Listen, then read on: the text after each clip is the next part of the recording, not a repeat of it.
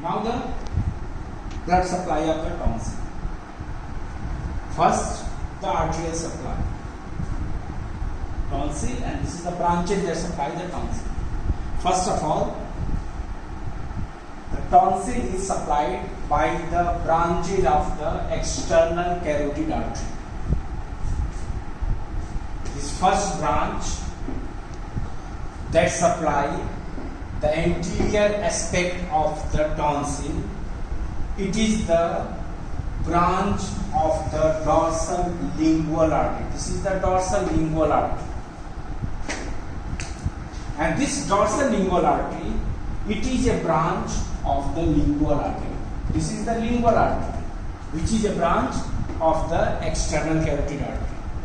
So, the tonsil is supplied from its anterior aspect by the branches of the dorsal lingual artery. This dorsal lingual artery, if you remember, it is the branch of the second part of the lingual artery, and the lingual artery itself branch of the external carotid artery.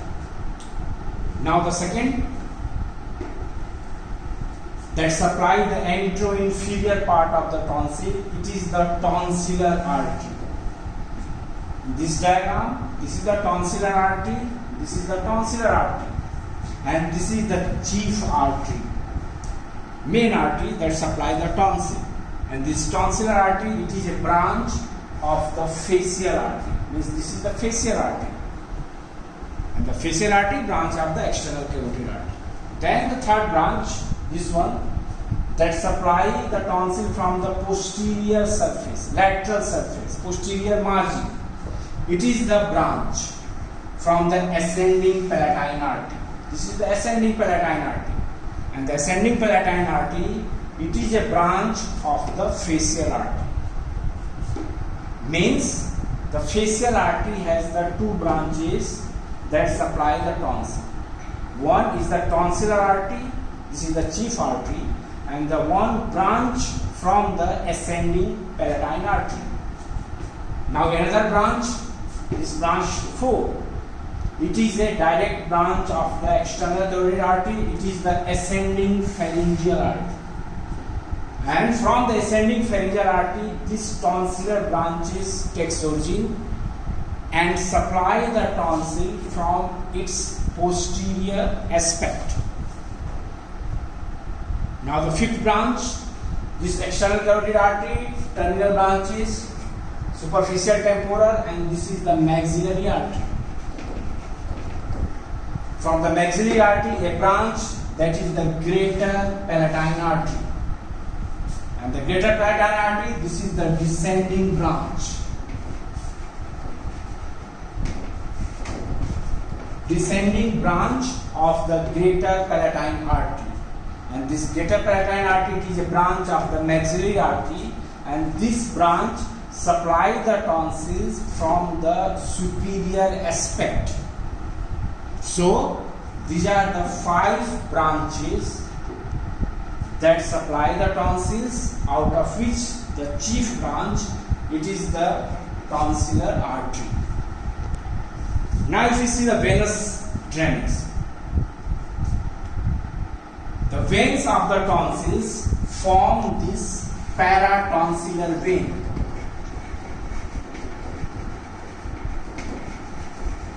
This paratonsillar vein is present in the peritonsillar space, and after traversing this space and piercing the superior constrictor muscles, these paratonsillar veins either drains into the pharyngeal plexus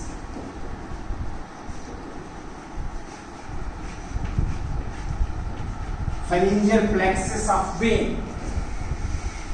These are the pharyngeal plexus of vein, or sometimes this paratonsillar veins drains into the common facial vein.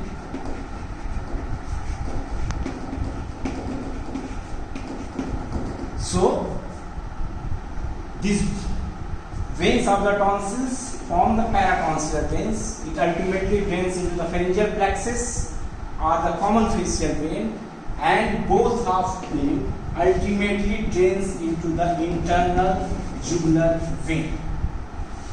So, waste from the tonsils ultimately drains into the internal jugular vein. Internal jugular vein.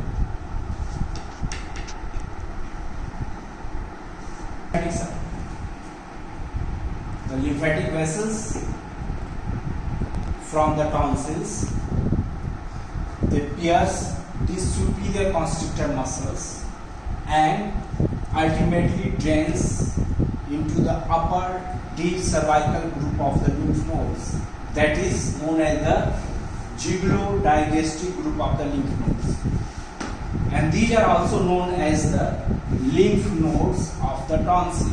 If you see the position, these tonsils, these lymph nodes are present below and behind the angle of the mandible. There is a triangular area. It is formed by the internal jugular vein. It is the common facial vein and the posterior vein of the digastric muscles. These three structures forms a triangular area, and it is one of the lymph node present in this triangle. It is a part of the jugulo-digastric lymph nodes, which early enlarge in case of the tonsillitis. So, ultimately, it is the jugulo-digastric group of the lymph nodes that receive the lymphatics from the tonsil. Now, the nerve supply. There is a plexus of the nerve that forms around the base of the tonsil, and this provides sensory supply to the tonsil, soft palate, as well as the posterior part of the tongue. These plexus are formed by the glossopharyngeal nerve. Glossopharyngeal nerve, it is the one of the important nerve structures that is separated by these superior constrictor muscles from the lateral surface of this tonsil. It is the glossopharyngeal nerve, which have chances to injury at the time of the tonsillectomy. And the second nerve that forms the plexus, it is the lesser palatine nerve. Lesser palatine nerve, remember the soft palate. It is the branch of the maxillary nerve through the pterygopalatine ganglion. So these two structures, these two nerves form the plexus around this region, and they supply this region. This is the sensory supply.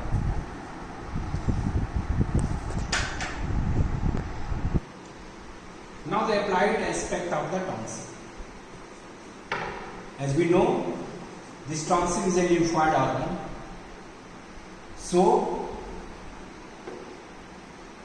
it has a defensive action. It improves the immune system. Now when it gets itself infected, then it becomes the source of the infection. And the condition when the tonsil gets infected, it is the tonsillitis. It is the inflammation of the tonsils. It may be acute or the chronic. Now the tonsillitis, in case of the tonsillitis, there is a referred pain. And this referred pain radiated towards the middle ear.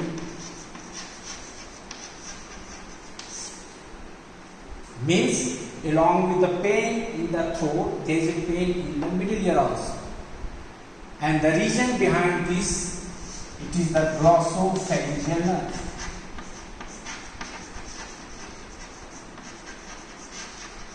Because this glossopharyngeal nerve, if you remember the middle ear, it sensory supply the middle ear cavity as well as the tonsil.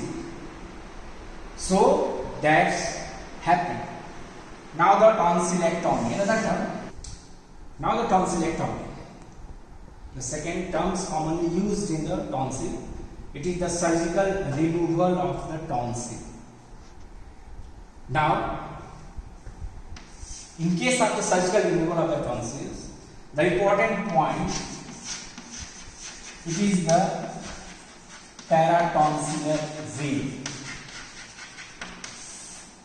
These paratonsillar veins are present in the peritonsillar space, and this space, peritonsillar space, acts as a plane of the cleavage to divide, separate the tonsil. So there is a chance of the injury to this paratonsillar vein, and this leads to the severe hemorrhage.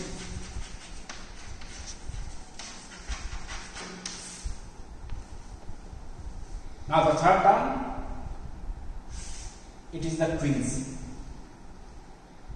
The quinsy, it is the collection of the pus abscess in this peritonsillar space, and which is due to the inflammation of the tonsil. Now sometime after the tonsillectomy, the patient complains loss of taste sensation. Loss of the taste sensation, particularly on the posterior 1/3 of the tongue. And the reason behind it is the same. This is due to the injury of the glossopharyngeal nerve. As we know, the posterior 1/3 of the tongue has general and the spatial sensation both by this glossopharyngeal nerve. So if this nerve get damaged time of the tonsillectomy, there is a loss of the taste sensation at the posterior 1/3 of the tongue.